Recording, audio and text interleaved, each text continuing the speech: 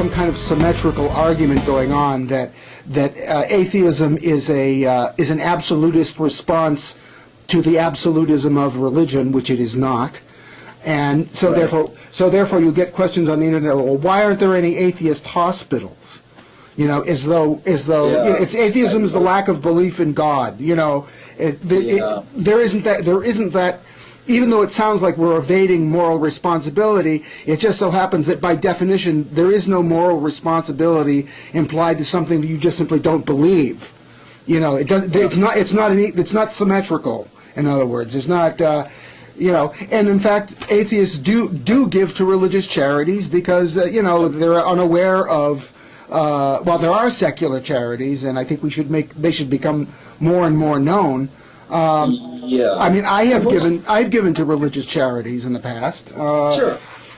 The really big and really effective charities, things like Oxfam, yes, Doctors Without Borders, yes, UNICEF, the International Red Cross, those are all perfectly secular. They have nothing to do with religion. And they're much bigger than religious charities. Right. I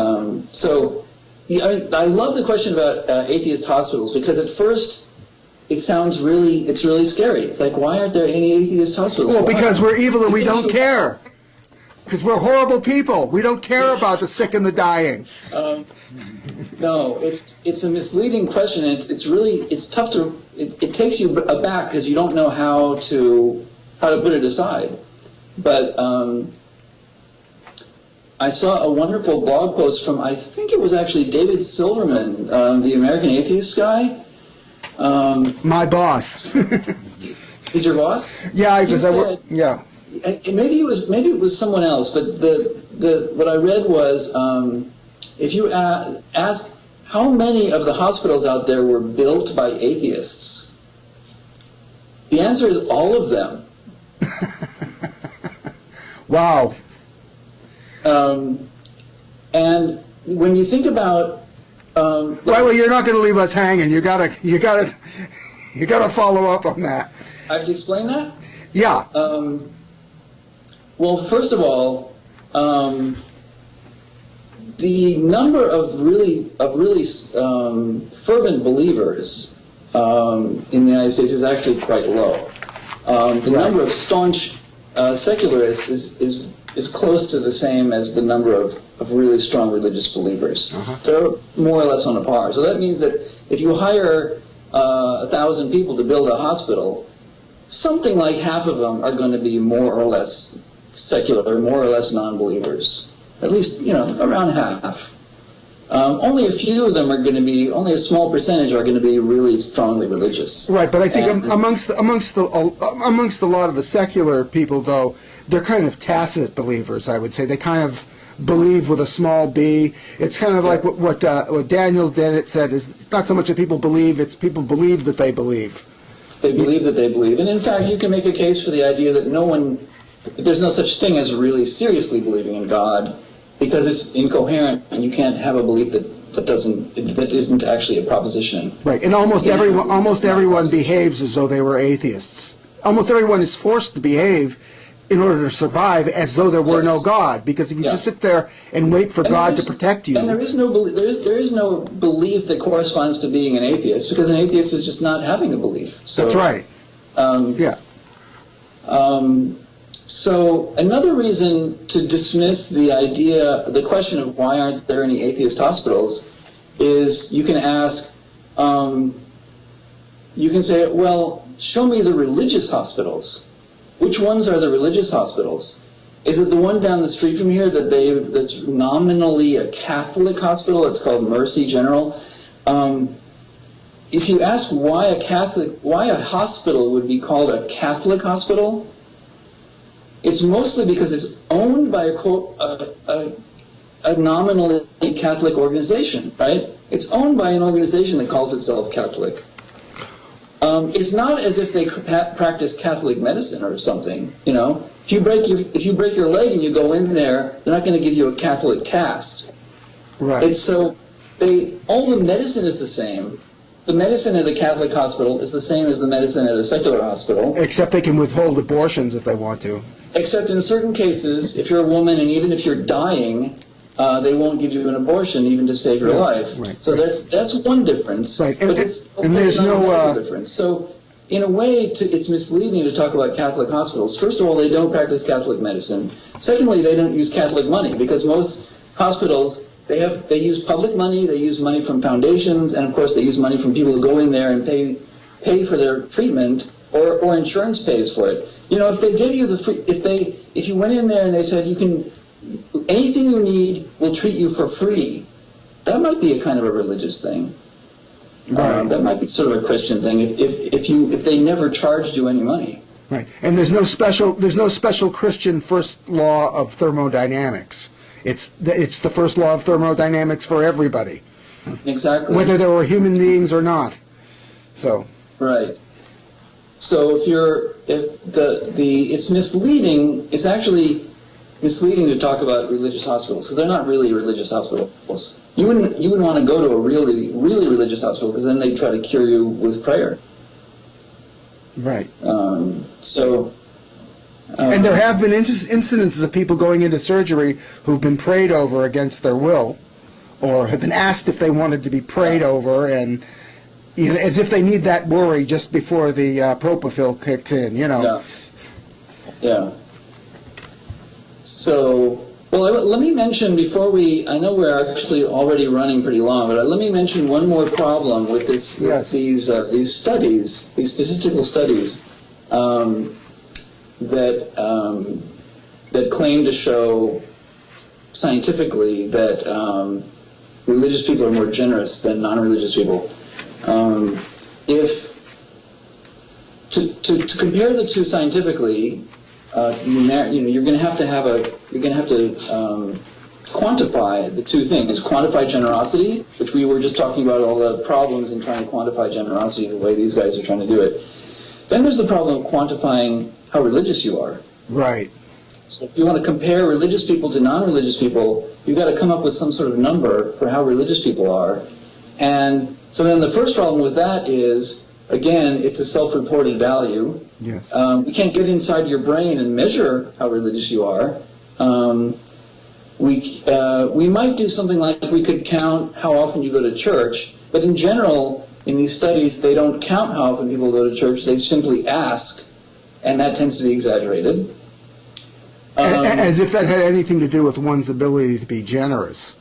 And it doesn't have anything to do with one's ability to be generous. And then more fundamentally, more deeply, I think there's an interesting question about what is this generosity, what is this religiosity thing that we're trying to quantify? Like, imagine someone says to me, well, I'm really religious. You can tell how religious I am because I go to church every week. And someone else says, well, that's not really being religious. I mean, I never go to church, but I pray every day. Okay, how would you tell? Right. Someone else says, well, no, it's not there. It's sitting and meditating and becoming very still inside. That's really what being religious is. Right. Okay, how would you decide? In other words, we don't know. There's a story in Putnam and Campbell about where they say, when we count religious people, what we really mean is religious participation. So even if someone was an atheist, and let's say his wife is religious and he goes to help her at the soup kitchen or whatever it is, we would count him as a religious participant even though he's an atheist. Well, can I give you an example? Example. I was brought up in the Jewish tradition, and I can tell you that even amongst the really Orthodox Jews, they don't really care what you personally believe so much as what you do. That I could walk into a synagogue right now, declare I'm an atheist, but if I was willing to do the prayers and do the rituals, that would be fine. They may disagree with me, but as far as they're concerned, I've fulfilled myself in that way. So you can be an atheist and you can walk walk through go through the motions. And most people are gonna deny being atheists because the atmosphere, the zeitgeist right now does not support coming out as being an atheist. Although I think through people such as yourself and Hitchens and Dawkins and hopefully New York City atheists, it's favorable now than it was, say, 10 years ago, and hopefully that will continue to snowball and be better. But let's face it, people aren't just people who never mind being atheists, people who have serious doubts aren't going to vocalize them in public. No, but it turns out that the amount is quite small. I think I read in Mark Chavez reported that the median expenditure of a single congregation in the United States on humanitarian programs is about $1,300 per year. Yes, right. And so half of the congregations spend less than that, and half of them spend more than that. Some do quite a bit of humanitarian work. Most do very, very little. $1,300 is not very much money over a whole year to spend on humanitarian efforts if you're a congregation. So there's well, can I just interrupt? There's also the misconception about as far as non-believers and specifically atheists. There's a misconception, I think, generally about atheism, as though there was. Ken, could you discuss with us the Chavez article, the document that comes up with the conclusion that only 2% of the funding of churches goes to the social? Yeah, we didn't really spend a lot. Could you go into that and how they came about? Well,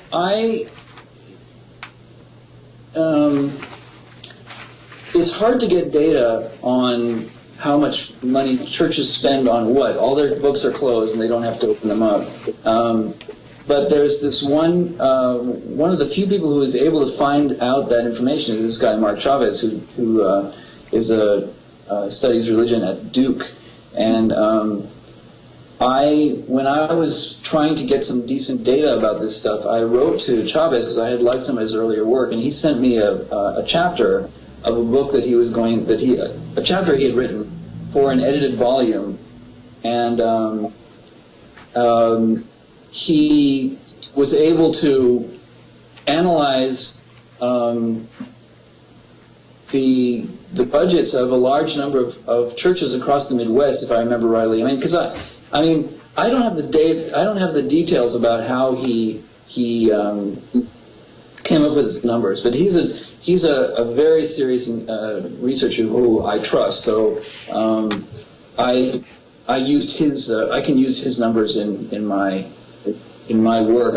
I can't tell you. I can't justify for you how Chavez got his numbers, unfortunately. And I just want to mention that, as you mentioned to us in your email, that he is publishing The State of Nonprofit America, second edition, and that's going to come out in April of 2012. So I just thought I would. Yes, and that's a scholarly edited volume, and he has one chapter in it. The book is about nonprofit America in general. His chapter is about churches as nonprofits and how their finances work.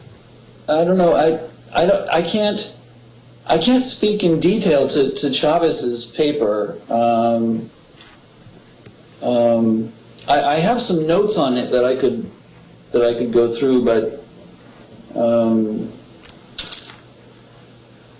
let's give you. I used to be a big fan of. What we get? Some background noise. Speak for a minute. Hello. Hello? Okay. Yeah, you're fine. No, I used several years ago, more than 10 years ago, 10, 15 years ago, I was a big fan of the evangelist Jimmy Swaggart. When I was pursuing an acting career, my acting coach said that I should watch Jimmy Swaggart. But I did it for my own amusement. But he and some of these other evangelists a lot of times would do programs where they actually were doing charity in Africa, for instance, and they were surrounded by grateful children and that kind of thing. Right. And I don't know. I don't know. As an atheist, it would be very easy for me to say, well, the price for getting fed is to convert and that kind of thing. They were out trying to deliberately convert. I personally don't have any evidence that was the case. That they were basically there for the best of intentions. Maybe I'm naive. I don't know. But I know there are certain cases where there is some, and I think you have said so yourself, that there are certain areas where they have done very good work in terms of charity and that kind of thing. But I guess you're marking across the board, though, more from a total perspective. Well, think about this. Think about it. Even if you could show scientifically that people who belong to churches are more likely to behave generously toward other people than people who don't belong to churches, that could be true. That is conceivable that that's Right. actually true. Right. But even then, see, the implication of this work, like Putnam and Campbell, these sociologists, their implication is that being generous, the religious participation is what caused these people to become more generous. That religion is a good influence.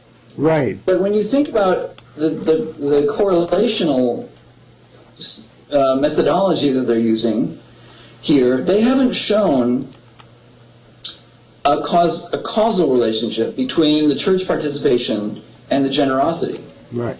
So imagine we're in this society where it's common knowledge, most people know that religion is a good way to get generous things done. Yes. And now imagine that we have part of our population is more generous, naturally more generous than the rest of us, let's say. There are some people who are naturally more generous. Well, those naturally more generous people are going to be slightly more attracted to religious participation than the more stingy people, because they've heard that going to a church is the best way to get the generous things done that they like to get done. You know, there's a great. So that would imply. Well, there's a great I'm quote sorry? by. There's a great quote by, and I'm not going to. I can't remember it verbatim. But there's a great quote by the late and great Christopher Hitchens, who said that in effect morality is not derived from religion, but precedes it. It precedes it. And so you could, even if you could show me some hard data that shows that people in churches are more likely to be generous than people outside churches, it might be that they're in the church because they're generous, rather than they're generous because they're in the church. In other words, it's highly unlikely that a basically stingy or indifferent person would walk into a church and then all of a sudden be transformed into a loving giver. Exactly. Yeah. But When has that ever happened? Roy, I want to go back to a statement in Chavez's paper, which you sent to us. Okay. It says the following: the median dollar amount spent by congregations directly in support of social service programs in 2006 and 7 was about $1,300. Okay, that Right. means the average amount that a church spends on this stuff is about $1,300. The median. Yeah. Median. Okay. Follow on. It doesn't. Okay. It said this represents about 2% of the average congregation's total annual budget. Yeah. And as in our discussions we had before, we're saying about 98% of it covers things called worship services. Yeah. It covers the second item was the education of the people themselves. Education in quotation marks. So it's like things like Sunday school. Right. And the third item was the salaries and overhead of the staff. So Yeah. what we're saying, all this money that the churches are generating and they're having, only about 2% of it, maybe even if it's wrong by a factor of 2, is 4%, 5%, is going to help this social welfare, helping people outside of their club, their own organization. Right. And the message I personally am trying to get across is, folks, they have exploded the quote-unquote the good work they do, because all the time people tell us, well, religion does all this great work. You know, they're spending 98% or 96% of the money for themselves, and they're diddling out a lot of other stuff. Yeah. Okay? And many times, the things that they're doing, they're now getting faith-based initiatives that the government's paying for. So they'll run the soup kitchen. It's not the church who's doing it. It's us paying for that soup kitchen who's getting the money for it. And that's the message that I want to get across. Yeah, that can be extremely misleading, because you can see a project that's called Catholic or Presbyterian or Methodist or whatever it is, and you think, oh, these Methodists are doing a lot of great stuff, but actually all their money comes from the federal government. And as I said to you before, there's something called Catholic Charities. Yeah. Catholic Charities is the largest adoption agency in the United States. And they just had a scandal. I'll tell you what it's all about. Anyways, what happened is the federal government, Obama and company, now said that in the area of abortion, you cannot eliminate same-sex couples, gay couples, etc., for abortions. In other words, You mean adoptions? I'm sorry, for adoptions. I said keep running for adoption. So Catholic Charity, to fight it, said, okay, we're going out of the business of adoptions. Okay, so now you go find your own sources. Then someone started peeling back the onion and found out that $2 billion of the $4.6 billion came directly from the federal government to run the operation. They think another of the $2 billion come from state and local groups that support them, and only maybe a few $100 million come from donations of outsiders.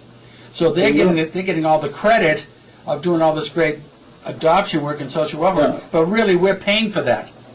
So this thing that's called Catholic Charities is not even really Catholic. Well, it's a non-profit organization, but it has very little connection with the Catholic Church. Well, but they still follow Catholic principles because they said except they follow Catholic principles. That's right. But they don't. This isn't the Catholic Church spending billions of dollars to make up for a better society. That's right. That's not what's happening at all. But the thing is, we're paying for them to get the credit for all the work they're doing. Yeah. And they get to violate the establishment clause in the process. Yes. Right. Yeah. You know, there's another way if you're trying to study religion and generosity. There's another way that I found when I was searching the literature. You can study this another way. Instead of doing statistical studies on survey data and trying to correlate the numbers, there have been a few studies, just a few, where they have done behavioral studies in a naturalistic setting, more like a psychology experiment, where you put people into a setting and see what they do. So if you, in this kind of experiment, you would take people's word. When the people tell you how religious they are, you would take their word for it. But you don't take their word for how generous they are. You put them you give them a sort of a test. The most recent study like this that I saw was done in Virginia last year.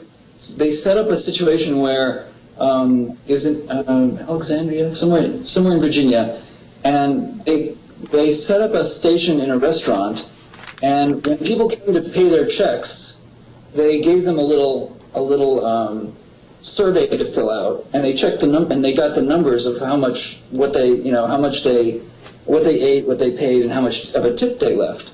And then they collected data on how religious people were and what their experience was like in the restaurant. So they found that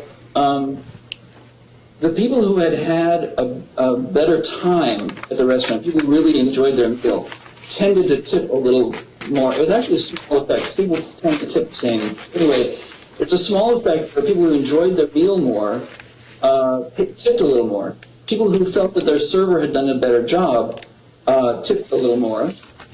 And there were a couple other small effects. I think women tip more than men. But then they looked for a correlation between religiosity, people who reported that they were religious versus non-religious, but the religious people didn't tip more. Wow. So they called it a field study, and I think that's really interesting because you can you can figure if being religious means you're more generous, well then you're probably going to be a bigger tipper. But it turns out you're not. Well, they left their money in the plate on Sunday. That's why. that's what they left. Yeah. Yeah. In any case, I think we are running out of time, and you have given yours very generously. Roy, I hope that you will stay in touch with us. We're going to call him back and now. Yes, and we're going to call you back, and of course we're going to be doing a Q&A when this is shown in front of our New York City Atheists generous members. audience. Our generous audience. If you can survive a New York City Atheist audience, you can survive anything. It's whatever doesn't kill you makes you stronger. Okay. No, then we'll be very glad to speak with you and get questions from the audience. And for those who are eventually going to see this on the internet, I just wanted to say that you've been watching New York City Atheists live on tape, brought to you by New York City Atheists. Our guest has been Roy Sablosky, a self-styled amateur academic. All right, I've lost it. Academic. Okay, and who has been doing surveys on, been following up on surveys regarding the generosity or lack thereof, allegedly, of religious and non-religious people. Roy, thank you very much for joining us, and looking forward to speaking with you